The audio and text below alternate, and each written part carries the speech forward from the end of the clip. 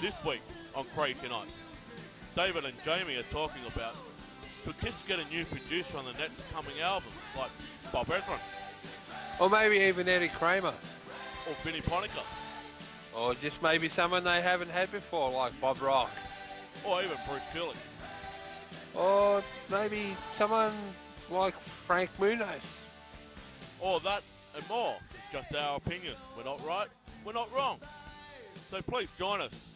My name is Jamie, And Dave Fowler. and join us this week on Krazy Nights.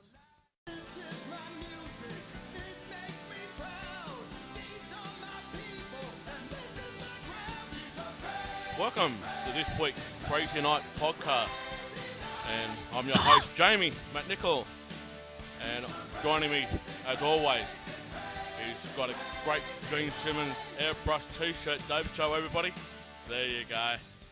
And David from Melbourne. How you going, David?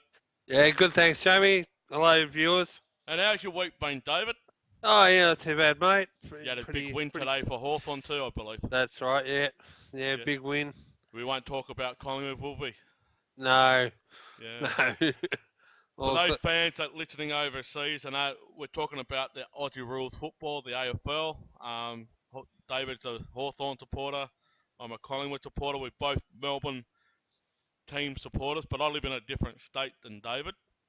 And unfortunately, you can't help bad luck that I follow a team that lost yesterday. But David got a win on the board. I believe they won 12 wins now. 12 wins, most biggest winning streak they've had in about 52 years. Well, and if we beat Geelong next week, it'll be the new record. Unbelievable. Unbelievable. But anyway, Dave, I just want to do a couple of shout-outs and thank yous first before we go into this week's topic. Cool. I want to thank three sides of the coin, Mitch Lafon, Michael Brownfold, and Tommy Summers, who have given us great support on the last episode. They also asked me, Dave, to send the link up of the last episode on their fan page on Facebook. And fans who do listen to the three sides of the coin, please come and join us. It's not a competition. It's just what everybody does. We just talk about Kiss. We're on the other side of the ocean or the pond, whatever you want to call it. But we want to tip our hats off the three sides of the coin that has shown our support. Also, to all the viewers, last week, Dave, we had over 80 viewers in the first episode. That's awesome, mate. Good to hear. My goal was to get about 70 to 100. Well, we got 82, I believe, the last time I checked. But a B plus. That's a goal. We hit the target for that episode. And if you haven't watched those episodes yet, listeners, please go onto our Facebook page, Krazy Nights. It's up there. And also, and tell all your friends about it as well. Yeah, that's correct. Tell all your friends, your neighbour, your dog, your bird, whatever you want to tell them, just get them to watch it. That if you can put up with me, of course, not David, but as long as you can listen to me for an hour or so, you'll be all right.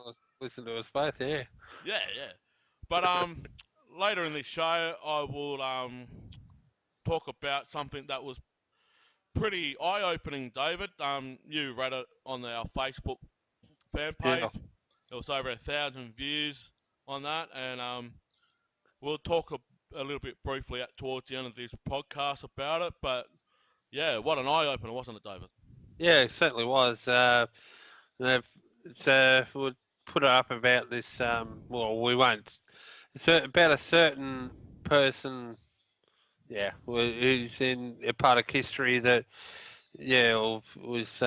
Yeah, let's just say he was asking for a bit of coin. Just put it that way. Yeah. We won't mention his name but we won't mention his name. But if I happen to mention the name, please, by all means, it's not any malice. It's not any down-putting or downgrading of the person. It's just to show what this person has actually done, and basically has said But let's get on a different topic, Dave. Yeah, This week, definitely. this week's topic. Um, there's rumours been flying around that Kiss are doing another studio album, whether it'll be a year or two away. But I'd say it'd be at least a year and a. They'll probably tour for another year and a half or whatever, and then look at going back in the studio again after that. I'd say Jamie. yeah, yeah. I Uh, mean, never say never. I mean, like mm, Gene said, Kiss got about 5 to 10 years left in them, yeah, and that. yeah. So Well, I just, by the time that if that's the case, by the time they do like last another 10 years, that'll make Gene about 74. yeah. Uh, I'd, I'd say right, probably I reckon around about 5 years. I reckon we'll see Gene and Paul going. Well, then again, you might see Gene and Paul and the rest of the guys coming out on stage with the walkers and all Like that. I remember that episode of Hard and Heavy was talking about it. You ever seen that Yeah, episode with Gene? Yeah, yeah. because I'll be walking out there on stage, and there's Gene Simmons for Chaos. And they might make another nursing home called the Kiss Fanatic Nursing Home, and they'll be the one that runs it. They'll be the first Yeah, people in it. But anyway, yeah. on to the topic. Mm. Should Kiss do another studio album, Dave? Yep. Do you reckon they should get another producer, now outside producer, like Bob Ezrin or Eddie Kramer? Our friend who also mentioned me, Frank Munoz, you mentioned his name in the promo Yeah. during the week. Frank Munoz, for those people who don't know, he produced a latest solo album, Anomaly. Um, And he's also works with others outside. He's just done the latest Jason Newstead EP, yes, metal. I just discovered that the other day when I bought bought the EP. But yeah, he's more well known for the Ace Frehley Anomaly album. yeah, and also And talking about Newstead, David, the full album is due for a release very shortly. yeah, I believe so. Yeah, I just read that the other day actually. Yeah, and Mm. yeah, this is not a debate about the last two studio albums that Kiss have done, Sonic Boom and Monster, that Paul produced, and I believe there was a co-producer, if I'm correctly, Dave, that helped him, Uh, like an I, executive producer, co-executive producer or something like that. I have to check that out, but it was basically more. It might have been just an engineer that helped them Yeah, with an the engineer. Yeah, yeah, an helped engineer. them with it, but it was Paul was fair and square at the helm, Yep. and you know Jan let him do that. But um, it's a hard one because it have if they were to look at an outside producer, as we've one of our good friends told us, it probably won't happen. But if they were to get an outside producer, it'd have to be for someone that Paul and Gene trusted.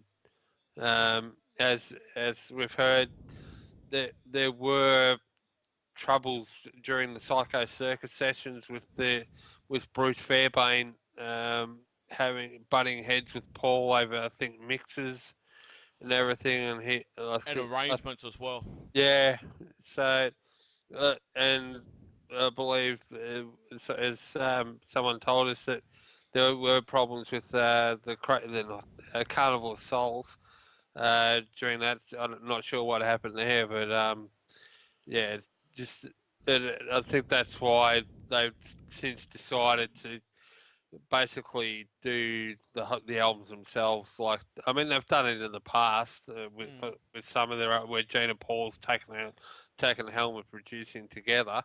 mm, But I think these days Paul's got a very set thing in mind he wants out of it, and that's why they're sort of only doing things in house, sort of so to speak, these days. mm. And I mean, the results of the last two albums, I thought the last two albums have been very solid albums. So some people haven't liked the albums. I've pretty much loved Monster. There's some great songs on there, like Yeah, Wall of Sound is probably my favourite song on the album, Mm. and Hella Hallelujah. There's just some great songs on those two albums that when they've sort of, when they've sort of, sat there as a band and worked on it together. It's very both albums very cohesive between the four of them. It's not doesn't seem as disjoint as good as Psycho Circus was. It didn't seem as disjointed these two albums as maybe that one was. Yeah, Mm. and you're correct, Dave. You know, the last two solo albums has It's stood. all I mean, Kiss albums, yeah, Sorry, it's the studio albums yeah, have basically standed up. And yeah, you're talking about Monster and Sonic Boom. I actually favour Monster over Sonic Boom, and there mm. are fans that who like Well, Sonic Boom more than yeah, Monster. But no, for what I saw in Sonic Boom, and I've also saw in a little bit of Monster, mm. some songs or some arrangements with the guitar has been basically recycled from old albums that they Mm. haven't basically made the light of day. I mean, you're talking Yeah, about Psycho Circus. Well, mm. most of that stuff came from recycled parts from Carnival of Souls, Yeah, and mm. you're Or talking even, about the a mm. producer that got back in touch with me, Frank Munoz, Yeah, who did Age Fairly Anomaly Hour. He actually sent me a message this week on Facebook, and I just want to take a minute just to read it out if I can, Dave, and yeah, no, it's fun. Go ahead, mate. just get these viewers. It said, "Hello, Jamie and David. Thanks for the mentioning on the podcast. I hope Australia has enjoyed the Anomaly CD. As much as I would love to produce a record with Gene and Paul, I think that time has passed. From stories I have been told inside the studio, the last two albums that Paul made with an outside producer went terribly in terms of chemistry. Those being Bruce Fairbairn, as you mentioned, David, on Psycho Circus, and Toby Wright for Carnival of Souls. Paul makes all the calls now, and I don't think he'll listen to any outside suggestions. Believe me, I have thought about it, but the reality is it will never happen. Cheers Yeah. from Frank Munoz. What's your thoughts about that, Dave? Well, it's always. I mean, I can understand why that's happened with the past, with Paul's sort of certain, he's set and he's what he wants. After those experiences on Psycho Circus and in particular, is one I heard the most about. I remember hearing about the problems with Bruce Fairbairn, but not long after that album had been finished, and it's it's always gone good when they have a certain direction and everyone's on the same page, and instead of like having a producer that wants one thing and the band want another, it just doesn't work. And as I said, that's why probably why the last two albums sound so cohesive, that Mm, everyone's pulling in the same direction. Um, and it's just the four of them writing as a band, like they just as though that's the band that, I mean, at the start where they all write the songs together and blah blah, all that sort of thing. You mm. know, Yeah, I just I just it just sounded more cohesive. Like it was Sonic Boom. It was probably the first album back. Geez, about in 11 years. It was around about 11 years since Psycho Circus. Uh, so just finding their feet. It was a great album, mm, and I just think Monster took it that step more but further, just with the songwriting as well. I just actually pretty much love that album these days. yeah. Well, Um, it's like you mentioned, David. It was yeah.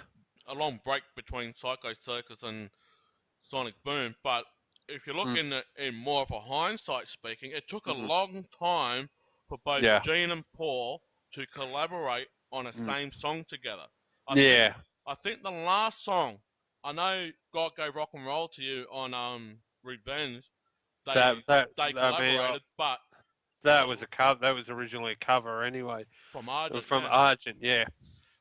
the last song that I think that Paul and Gene both collaborated together Mm. was "Shout It Out Loud" off Destroyer. Yeah, it was around about that. Yeah, I think that's the one, the last one I can remember them doing together. Or Yeah, like collaborating. yeah, I didn't mean, I'm sure didn't they do something together on Love Gun?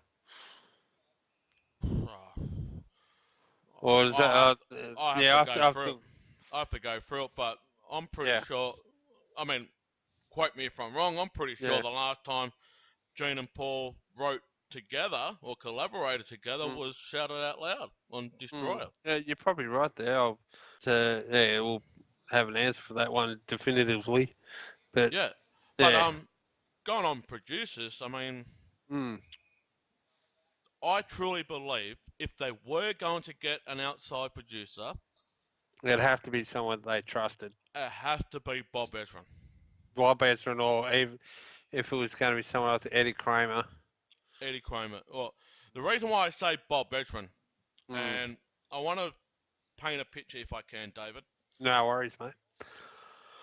He recorded, he helped produce 3 albums Mm, with Kiss. yeah, Two of those albums had basically two of the skyrocketed their mm, direction, the chemistry. One of it, the albums, The Elder, wasn't yeah. wasn't that flash. I like the album. I personally like The Elder, but there should be some more heavy rock involved in that because And I there's think that's where a lot of that's where I know Eric Card, I think, had a problem with it. yeah.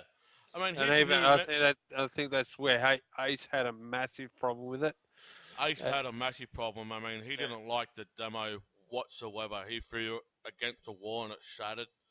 Mm, And he he only contributed into one song that was Dark Light on the album. mm, Um, but the thing is, if you take the Elder away for a second mm. and just focus on Destroyer and And Revenge. Revenge, Yeah, brother and sister album, hand in yeah, hand. yeah, Uh, Most of the fans who were around from day one leading up to Destroyer yeah, hated Destroyer. They didn't yeah. think that Kiss played on the album, that Peter didn't play the drums or Ace didn't do that guitar solo. They actually didn't think that was actually a Kiss record or Kiss played on that album. Mm, Fast forward almost 20 years and you have yeah, Revenge. mm, The era without makeup. The very first time when yeah, Gene had actually saw his persona without the makeup. They yeah. went to the black straight metal Mm. look with Well, all yeah, the where he felt comfortable. Yeah. yeah. But if you look at the songs on those albums, Mm, look at Destroyer. How mm. many songs are still shining the light of day in concerts as we speak? A lot of most of Destroyer still gets played. It's Detroit Rock City's never. I think it's never been dropped from the set. Hmm. Shout Out Loud still gets played. God of Thunder usually still gets played. Do You Love Me is played every now and again. Uh, King the of the only ones that Nighttime World. King of the Nighttime World, it gets played every now and again. The only ones that usually aren't played that very much, and I don't think Flaming Youth and Sweet Pain. And another one that only been played once, and that was at the Oh, 70 great! tour. Yes, great and Great Expectations. Yeah. Yes. But the Uh, thing is, Bob Ezrin last year brought out mm, the resurrection of Destroyer, all great. the Yeah. final, all the intakes and that, The outtakes. Yeah. or the outtakes, sorry, and Yeah. you know, And Bob, Bob been around. I mean, he worked with Alex Cooper, yeah. Who else did he work with? Pink Floyd. Pink, Pink Floyd. He's done a lot of great, especially with Alice Cooper. Speaking of Alice Cooper, that's where a lot of there were some solos on Destroyer that were actually done, as we know, by Alice Cooper's guitar player Dick Wagner. Hmm. I think that's where, if anyone that's watched VH1 Behind the Makeup, where Ace is talking, he said he wasn't happy about not finding out that when he listened to the album that wasn't his solo. That's the guy that played it. It was Dick Wagner from Alice Cooper's band because Ace wasn't showing up to the studios Mm. apparently, and so Bob Anderson thought, well, we need to get this done. So that's when he brought in Dick and uh, and finished the album with Dick Wagner from Alice Cooper's band. Mm. But Destroyer, what a Mm. great album. Oh, it just stands the test of time, even after, geez, nearly 40 years Yeah. since it was released. Mm. Um, And then, like uh, I said, they just re-released a Resurrection. the different mix of Sweet Pain with whether it's no, it had a different guitar solo. So one of them must have actually have Ace on it, Mm. but then the one that made it when they originally released it was then Dick Wagner from Alice's band. Yeah. Yeah, Well, let's go to another producer that we know, David, Eddie Cromer, that helped record Alive 1 and Alive 3. He and also also did, and also did the original demo tape with exactly, Destroy. with Kiss. Sorry, with Juice and Strutter Yeah. and all that on it originally. And that was recorded in the Sun studio where Jimi Hendrix. At Oh, sorry, Electric Lady. Electric Lady, not Sun, because that was Yeah, bloody that Elvis. was That was yeah, you're Elvis. thinking Elvis, mate. I'm thinking Elvis. Hey, I look like Elvis sometime when I buff my hair up, but hey, we'll leave that. Well, thank you very much. Yeah. But yeah, you say. But no, yeah, at the Electric Lady Studios, Eddie Kramer. Yeah, Um, he helped produce Alive One. He helped yeah. produce Alive Three. I hmm don't think he's actually done a studio album from top to bottom with Kiss. No, not studio albums, but maybe well maybe they could because Well, then again, if they as he did produce a solo album, the the first 1978 one. oh that's right he did too. Uh, But this is an argument. Are those solo albums Kiss albums? hmm, they're basically solo albums under the Kiss name. Yes, Hmm. yes. But are they actually Kiss albums? I mean, they all got released, as you know, on the same day. Technically, technically Technically, not. they are. Yeah, technically they are, but maybe not because not all of them. Yeah, they weren't all playing as a band. Yeah, But they were released as a band. exactly. Mm. But yeah, talk about Eddie Kramer for a second. He Mm. worked with Alex Cooper as well, and Yeah, other big bands that made hits after hits, yeah, album-wise. I yeah. mean, I don't think Kiss want to go out looking for hits, but Mm. would it be fair to Well, say, that would be nice if they would if they wouldn't they would love to have one, but of course, they're more interested in the total quality of the album than any exactly, sort of and this singles. is what I'm saying, the quality of the album. Would Mm. it be fair to say hmm that Kiss want to outdo the Rolling Stones, or do Kiss want to go out as a number one album? Because I never had one yet.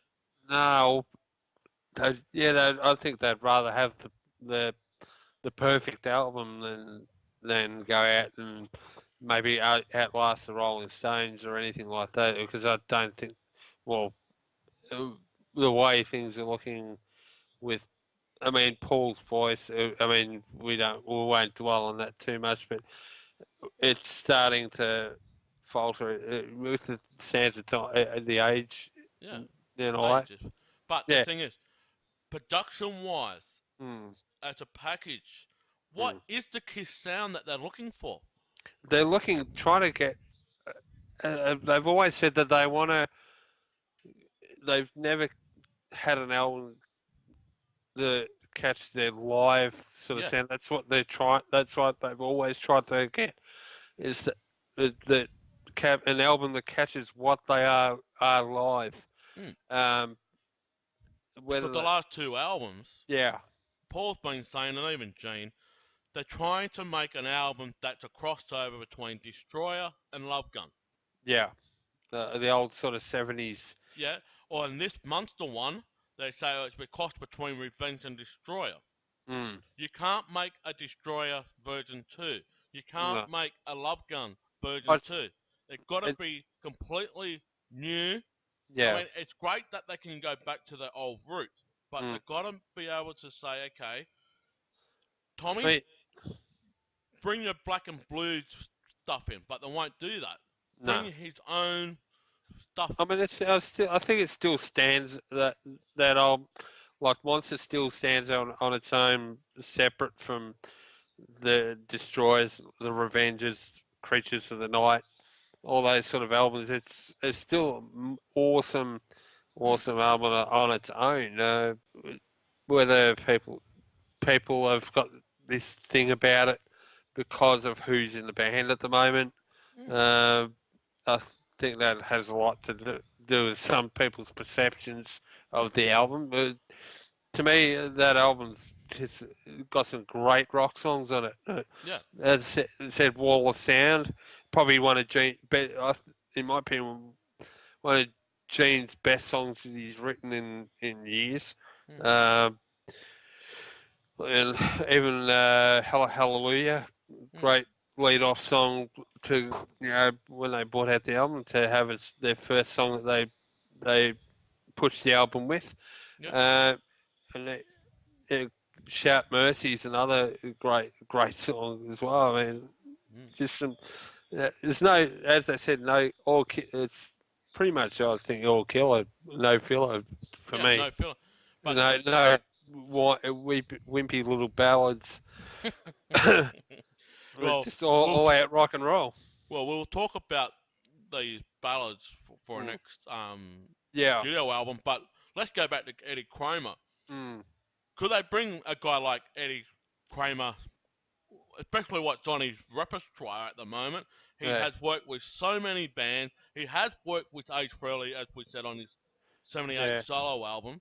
Mm. Should he come in? Well, and it could, but it all depend on uh, how whether Paul would want to relinquish a bit of the control over the producing as well, and maybe co-produce it with Eddie. Hmm. Um, Well, that's the thing. If yeah, if and it would have to be everyone, including Eddie, be on the same page as each other, like Bob was when they did Revenge and Destroyer. hmm, They maybe weren't all on the same page when they did the order. the Elder and everything. But if they were to get an outside producer, as Frankie Muniz said, probably won't happen. But if it would have to be that everyone's on the same page as to what they want to get out of the album. Well, it all depends what the record label wants as well. As Mm, I mean, yeah, uh, they're going but back to you. but then again, I don't think at this stage in their career, They're worried about it. Universal would put that much restrictions on producers Hmm. for like Kiss albums. I think they pretty much think that at this after 40 years that Gene and Paul would know what they sort of want for their their albums and all that, and just leave them to it. I mean, I don't have a problem with Paul producing, but I just think No. that if Mm, they would have had a person like Bob Ezrin in there or Eddie Kramer in mm, there, it would have pushed the album a lot more than what it did. I mean, mm. it fared well, Yeah. right? The last two albums fared well, but I just think if they would have had someone who's experienced that worked with Kiss Mm, and it's got great history with Kiss, yeah. would have pushed the chemistry a lot further than what it Yeah. was. Because it took a long time for them to do another album. They didn't want Yeah. to have the same crap that happened around Psycho Circus. Nah. Because That's Gene and Paul was adamant that they're not going to release one because they didn't want to go through different lawyers or different attorneys. yeah. Someone wants more money and this one wants more songs, Yeah. and it had to be a team effort. And Yeah. Def. for me, this period of Kiss that we know is the Mm, healthiest since that the I band's been in pretty much ever really. It's yeah as a band unit, and or except for maybe the 80s era where with Eric and Bruce Bruce. yeah, Uh, but Gene was away doing movies then. He wasn't yeah, fully focused on the yeah, music. Paul was. yeah, yeah. Or Paul sort of held the band together in those times. But yeah, that would be the. I mean, this band with Eric and Tommy, probably the most together as a band unit that they had. And as I've said, that this is the lineup that they wish was there from the start. Mm. Uh, and but I mean, Eric would have been Eric Singer would have been what he's would have been eh, even 10 years old at that stage or whatever. So probably wouldn't have happened. Now you said it just earlier about Mm. no ballads or no sloppy Uh, fillers or anything like that. mm. Should Kiss go with a ballad on the next album, or just keep this chemistry that they had in the last two albums going? Uh, I, I just, it just you got to write from what you feel and just let it come out. If they write a really awesome ballad, then Mm. fine. If they don't, and it's still rock songs all good, but it's got to be writing from in here you know in there Yeah, from your yeah. heart. I mean, From it's Gene Simmons' no eye on his shirt. yeah. Yeah. I mean yeah, but it's no use saying oh we're going to write a try to write a ballad and it just wouldn't work. It's got to come from inside and yeah.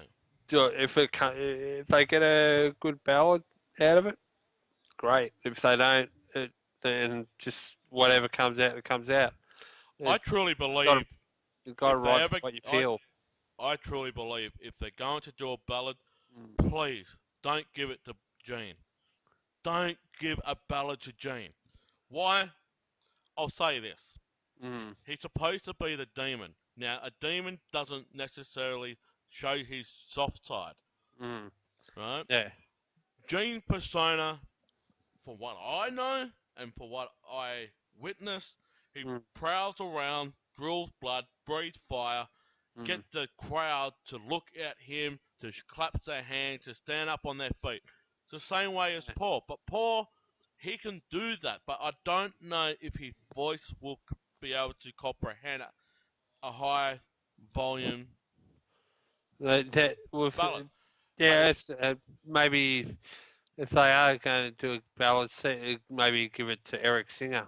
yeah, I mean, look at Beth, the Kiss drummer with a ballad. It would have worked great. I mean, Eric's got probably, to be honest, outside of Paul at his best, has probably had the best voice out of any Kiss member other than Paul. mm. Uh, uh, because Well, Eric Carr, Eric Singer could be the lead singer in any band. Or yeah. to be Well, honest. I put Eric Carr and Eric Singer in the Mm, same boat with their voice because mm. when Eric Carr first started out with Kiss, he actually did sound a bit like Peter. Gene, cross between Gene and Peter. Yeah.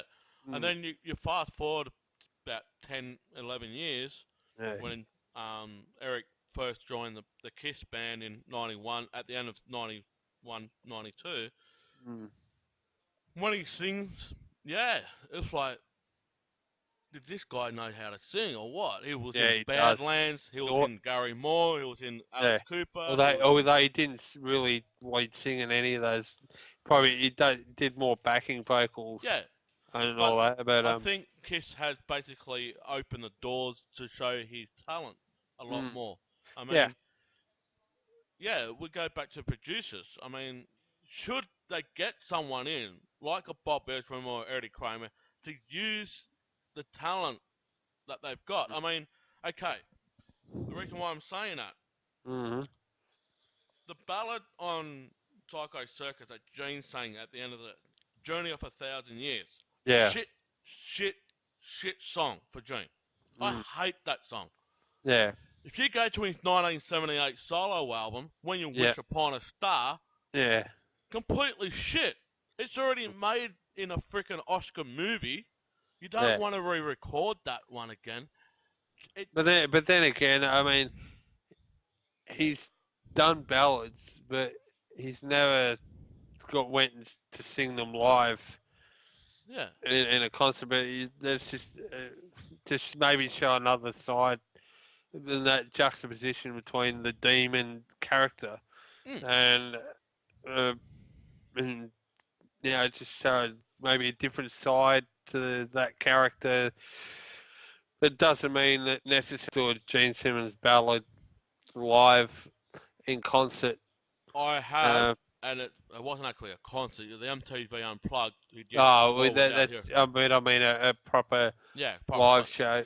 I Yeah. don't think they'll do that. Mm, But then again, mm. But nothing, yeah, nothing, nothing surprised me anymore. I mean, no, I didn't I mean think. they don't usually play ballads that much these days anyway, I mean, I except was all. for I mean on the Sonic Boom tour where they reintroduced Beth for a Mm, while with Eric Singer singing it, and and like over doing it the here, way they did. and Yeah, every time they come in, they do shanty yeah. and whatnot. But yeah, I mean, Mm, here, let's throw some names out that we know producers wise. You mentioned Bob Rock. yeah. Bob Should they Rock's a get great. someone like him? Get someone that they haven't used before. Again, they'd have Bob Rock's a great producer. I mean, we all know what he's done in the past with different bands, with Metallica and Motley Crue and Bon Jovi and all that. But again, it'd have to boil down to everybody. Paul, wanting to sort of relinquish a little bit of control Hmm. over producing, and whether everybody's on the same page to make that album. I mean, it's no use getting a guy in and then it just completely doesn't work in like it sounded like it did on Psycho Circus and Carnival of Souls Yeah, with Kirk Cuomo and Bruce Fairbairn. yeah. Um, yeah, it just I think it'd shatter Paul and Gene if they did it, Hmm. and they'd have to work out first off whether everybody's going to be on the same page. Yeah, I mean, Uh, I mentioned Vinnie Ponica. As, mm, as you know, Dave, Once, yeah, the yeah. Ponica. I can't pronounce his last name. I say Fair Ponica. enough. Fair You enough. know, I'll just call him Vinny. No, not Vinny Vincent. I'll just call him Vinny.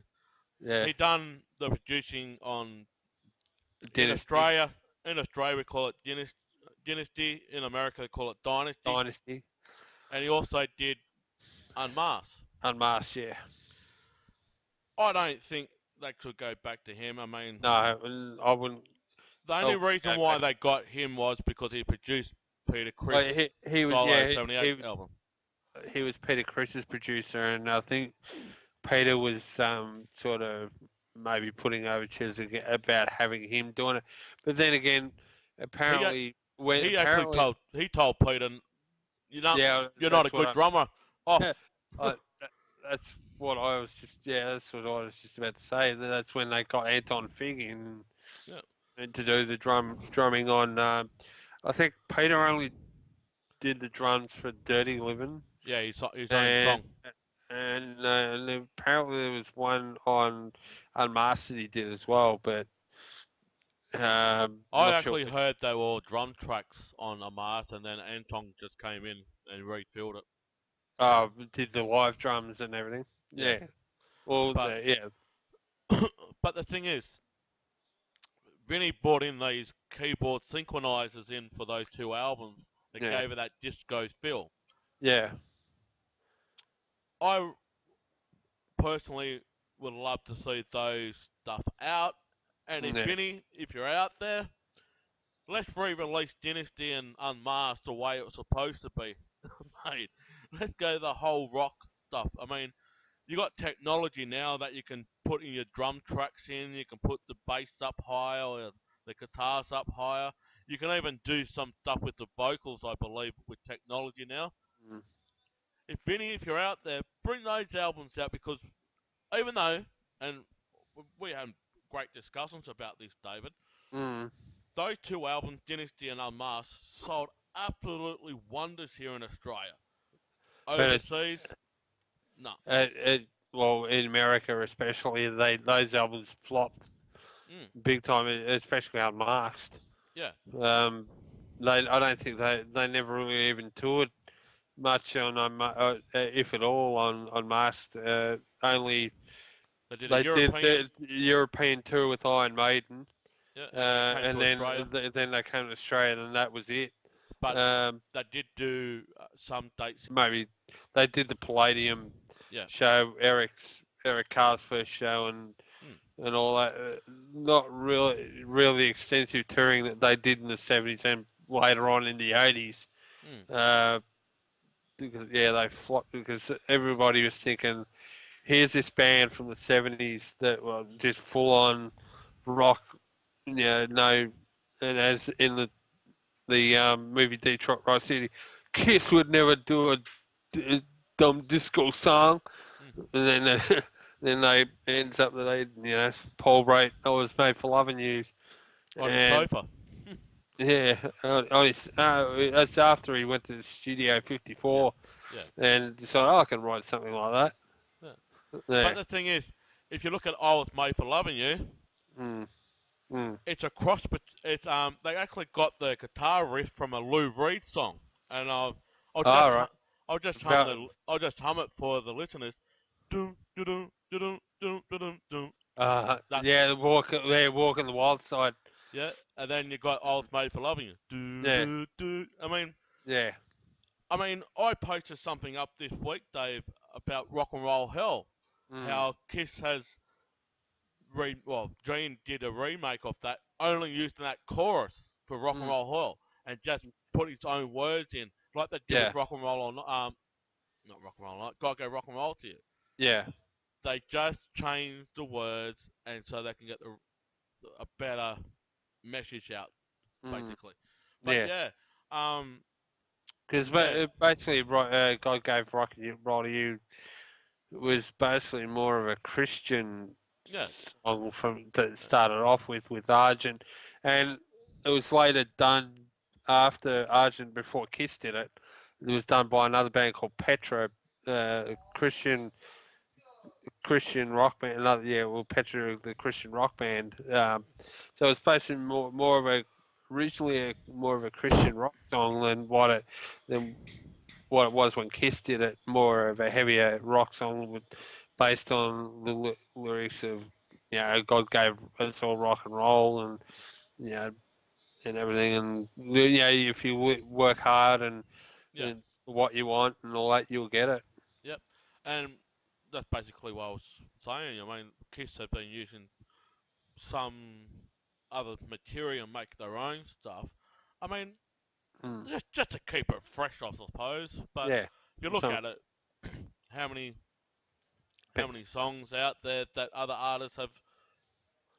I won't say ripped off other artists, but they've Well, used their there's one recently that we all know that the high profile one that say borrowed sounded like it borrowed heavily from a certain legendary guitar player. You've heard of that one, haven't you? The yeah. Coldplay Joe Satriani thing, but I don't listen yeah, to Coldplay, but I know what you're doing. I know what you're yeah, talking about. yeah. But yeah, Not do I. Not do I. Wouldn't listen to Coldplay either. I'd listen to Joe Satriani, but I'll listen to Barry Manilow before listening to Coldplay. that's saying something Yeah. too. Hey, Get don't back you at them. laugh. My very first song I listened to on an LP Yeah, was when my dad had it was a Barry Manilow song. yeah. Mandy. Oh, okay. Never got the date Mandy, but yeah, you'll get the thing. But yeah, Mandy was the very first song. But Yeah. no, Getting going back back to on the the point, subject. Yeah. um, Michael St. James, he did Creatures of the Night. Michael And J. Jackson, sorry, Michael Mark J. J. Jackson, he did Creatures and Look It Up. Look it up. Yeah. Mm. Thank you. And yep, he had a bit of a. Hey, where's my coffee? Sorry. Oh, Sandra, we need another coffee here. But no, Anyway, yeah, Michael J. Jackson. I actually thought that was Michael Jackson that was producing a Kiss album when I first looked at the back of the album. When I first went into the record store and got my first non-makeup album, Lick It Up, Mm. and I saw Michael J. Jackson on the back of it. I said, "What is Michael Jackson producing a Kiss album?" Yeah, that's what I thought at first. What the hell? But Yeah, no. no, But but yeah, well,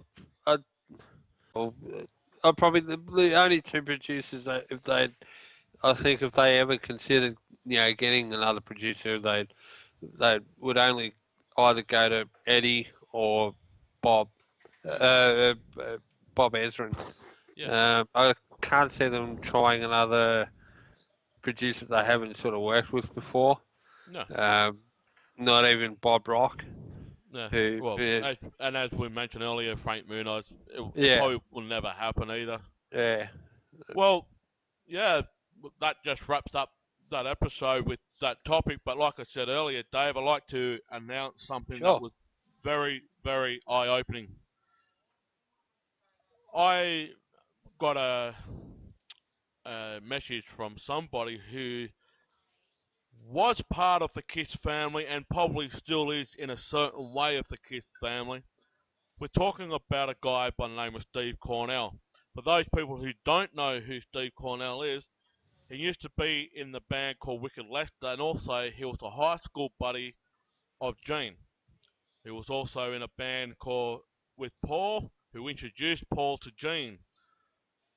I was trying to get an interview with Steve Cornell for our podcast, but unfortunately, due to unprofessionalism from his point of view, he wants $350 per hour. We had over 1,100 views of this thing. Three sides of the coin has been sharing it as well. They believe, and this is coming from Mitch Lafon, who works up in Montreal, Canada, and also Michael Brownfold said this too. With all the magicians and artists that they have interviewed, not one artist had asked them for a fee up front. And Michael Brownfold had said this, Dave, that even when he Mm, was working with Kiss Online, for what he knows, that Gene and Paul will not charge a fee to interview people. Now, it's great that we can get people to interview, but if we don't get people to interview, it's not we're not trying to make a popularity status out of this, mm, right? For me, and I think you agree with this, Dave. yeah, This is our hobby. This is our yeah, interest. We talk yeah. about Kiss. We talk about other bands as well. I Hmm. mean, you, Dave, have introduced me to Striper that you went to Yeah, well, 3 years ago, who've right? done a Kiss cover as well. Yeah. Yep. But the thing is, let's go back to this. Hmm. I want your opinion, David. I mean, Yep. we're not here to bash Steve Cornell, but No, we're not here to do. No. he also done something Yeah, towards I mean, a he's he done it, something towards he's also said something towards a tribute album that is being made at the present time.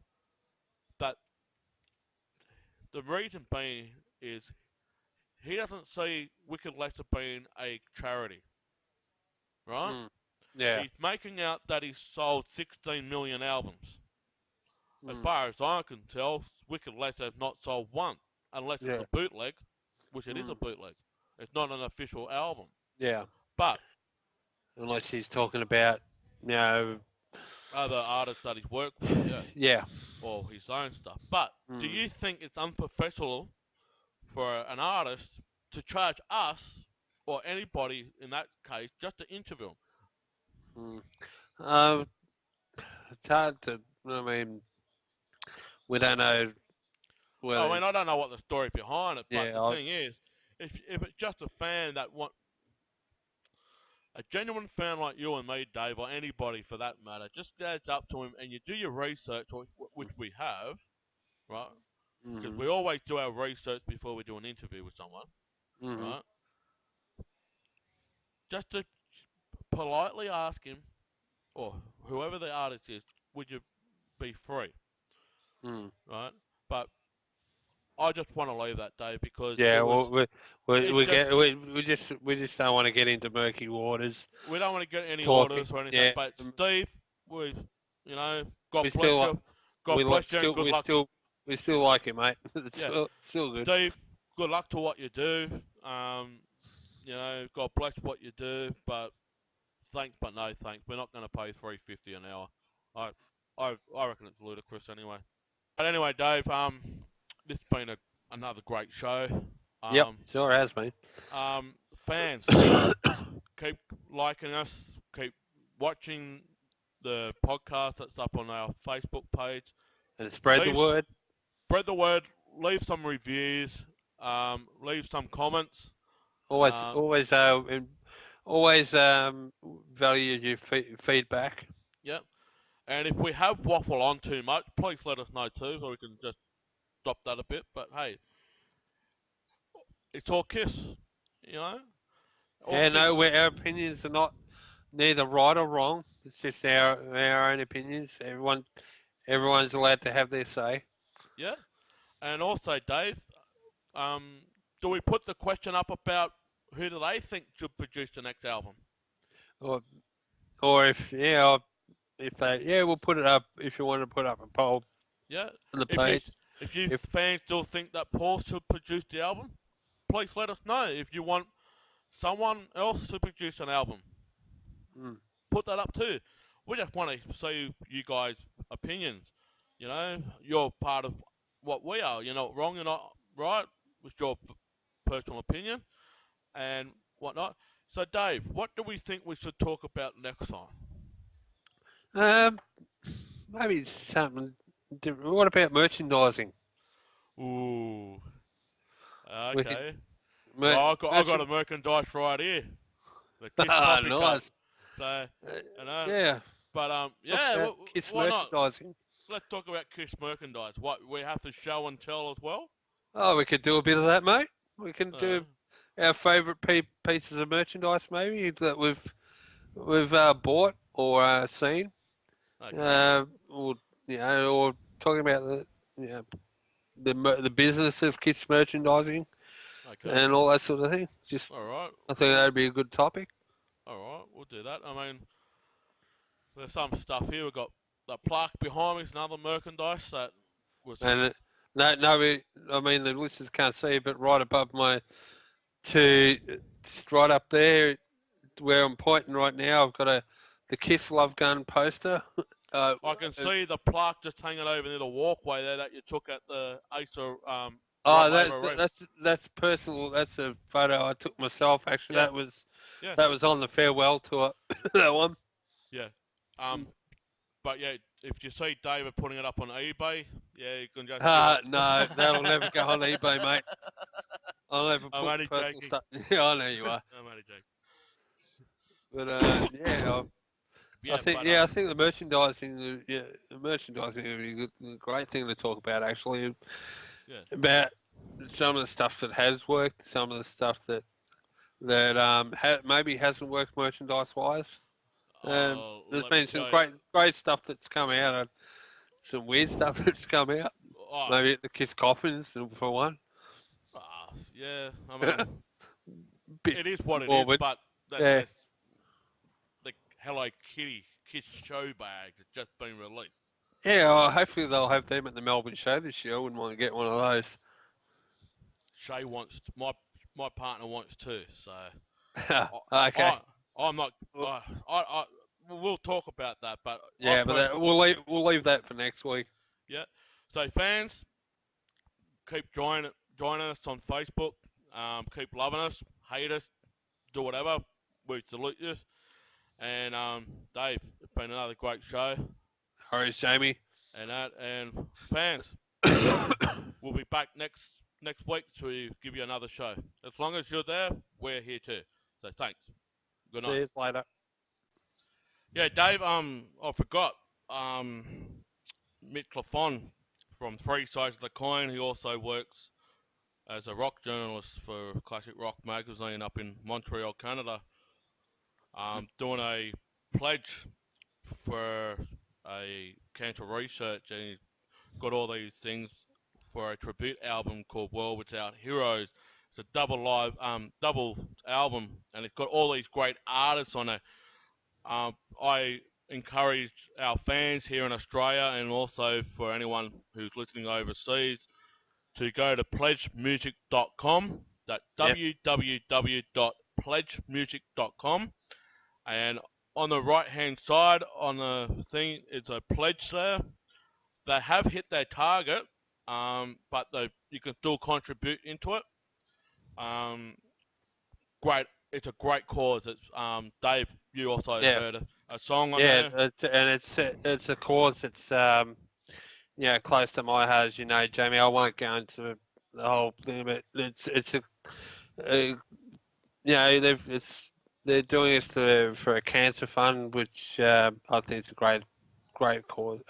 Great cause. We need to find a cure for cancer, and it's a great thing that Mitch is doing. Yeah, And yeah, I'd love to throw my full support behind Mitch and this tribute album. Yeah, World Without Heroes it's just a great cause. and we will put a link up to Mm, yeah, for fans to click on if they can't do it themselves. We will put a link up there so they can go and and look into it please, yeah, and and please pledge. can get a copy of the album. Yep, you got a copy of the album. I believe it's still in the mastering stages now, just the tail end of it. And yeah, you can W- get you can get a T-shirt. You can get Uh, a a LA copy. Gun LA Gun CD, a Union Yeah, DVD.